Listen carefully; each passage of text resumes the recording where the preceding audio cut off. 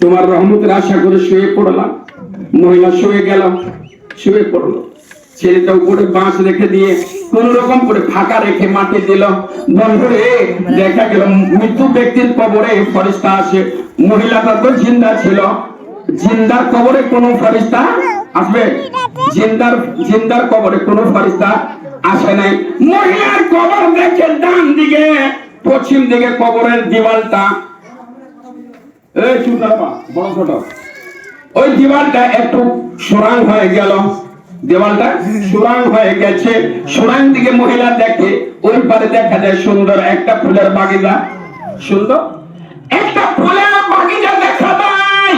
মহিলা বলে, আল্লাহ, ওই বাগিচাটাতে যাবো গো আল্লাহ, যদি দুনিয়াতে আমার কোন আমল পছন্দ করেছ আল্লাহ তোমার দোহাই, আল্লাহ গো আমার সেই আমলের রাস্তা দিয়ে বলে সুরাংটাকে একটু বড় করে দাও, আমি ওপারে যাব। মহিলা সুরাং আস্তে আস্তে সুরাংটা বড় হলো, ওপারে যাচ্ছে। ওপারে যাওয়ার পরে ধ্যান দেওয়া, খুব কথা গুরুত্বপূর্ণ কথা বলছি। ওপারে যাওয়ার পরে ঘাট বান্ধা একটা পুকুর, পুকুরের মধ্যে দুই দিকে দুটা মহিলা বসে আছে। মহিলা দুই দিকে দুটা মহিলা বসে আছে। মহিলা দুটা, একটা মহিলা পানি খায়, কৌশলের পানি পান করছে। আরেকজন মহিলা পানি পাচ্ছে না, নিজের জায়গা থেকে উঠতেও পারে না। তৃতীয় ব্যক্তি ওই মহিলাটা গিয়ে বলে সালাম দিলেন। একবার সালাম দিচ্ছে, আসসালামু আলাইকুম, সালামের কোনো জবাব নাই। দ্বিতীয়বার সালাম দিচ্ছে, সালামের কোনো জবাব নাই। তৃতীয়বারে সালাম দেয়।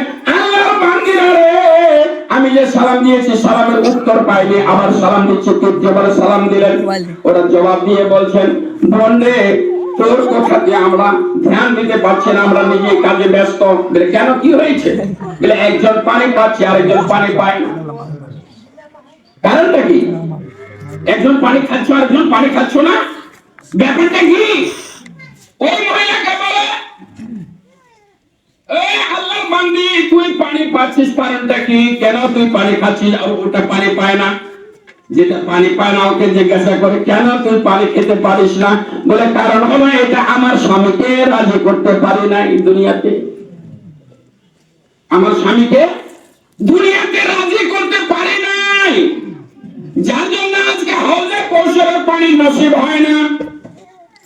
তারপরে আরেকটা হলো, আমার স্বামীর ইজাজত ছাড়া আমি আমার আঙ্গনা থেকে ওই আঙ্গনাতে কোনোদিন যাইনি।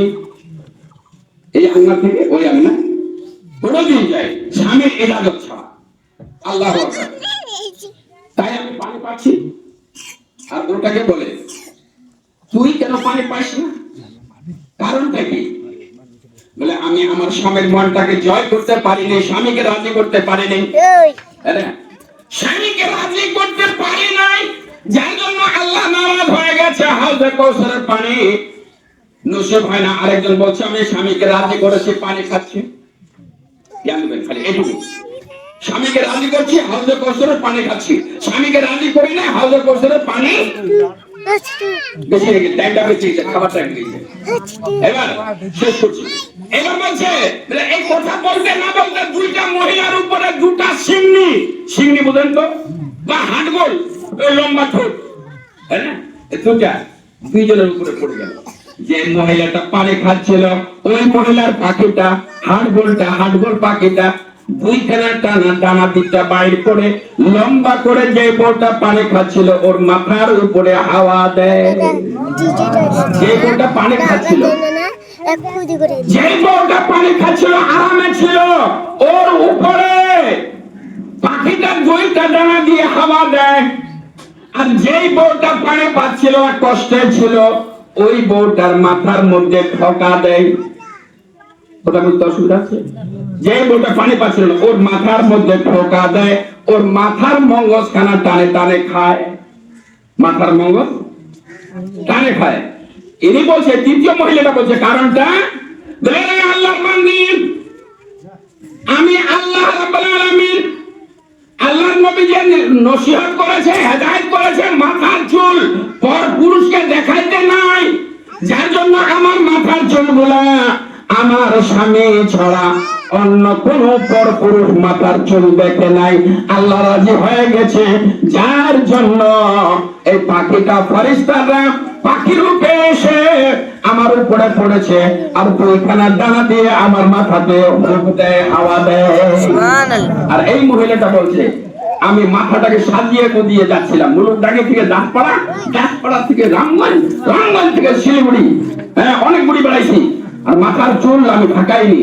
যার জন্য এটা পাখি নয়, এটা ফেরেশতা পাখি রূপে এসেছে। আর এই পাখিটা কিয়ামত পর্যন্ত মাথার আমার মনসানা এইভাবে টানে টানে খাইতেই থাকবে, আমি কষ্ট পাইতেই থাকবো। প্রথম অসুবিধা হলো কি? আল্লাহু আকবার। আমাদের বাড়িতে, আপনার বাড়িতে, ওনার বাড়িতে, ওনার বাড়িতে সবাইকে নিজের মহিলা, নিজের বউদের হেদায়েত করার দরকার আছে কি নাই? সতর্ক সাবধান করার দরকার আছে কি নাই? আচ্ছা বলুন তো, যে নিজের বউকে আপনি কাপড় দেওয়ার মালিক, ভালো খাবার দেওয়ার মালিক, সবকিছু দেওয়ার মালিক আপনি, নামাজ পড়ার কথা কে মৌলানা খেলুন বলবে না আপনি বলবেন? হ্যাঁ, নিজে বলতে হয়। নিজে আপনি যেটা ওর গার্জেন, ওর হিসাবটা আপনাকে দিতে হবে, ওর হিসাব আপনাকে দিতে হবে, আপনি কিভাবে ওকে চালাইছেন। আল্লাহ রাব্বুল আলামিন কবুল করে। অল্প কোথায় যেন আমরা আমার বেশি করে কথা কম শুনি, আমল যেন বেশি করার আল্লাহ তৌফিক দান করে। আমার গলার মধ্যে ত্রুটি বিচ্ছুতি আল্লাহর ওয়াস্তে ক্ষমা প্রার্থী, আপনারা আমাকে ক্ষমা করে দেবেন বয়স্ক লোক হিসাবে। যদি আমার গলার মধ্যে কোনো ত্রুটি হয়, কালকে যদি আমি একটু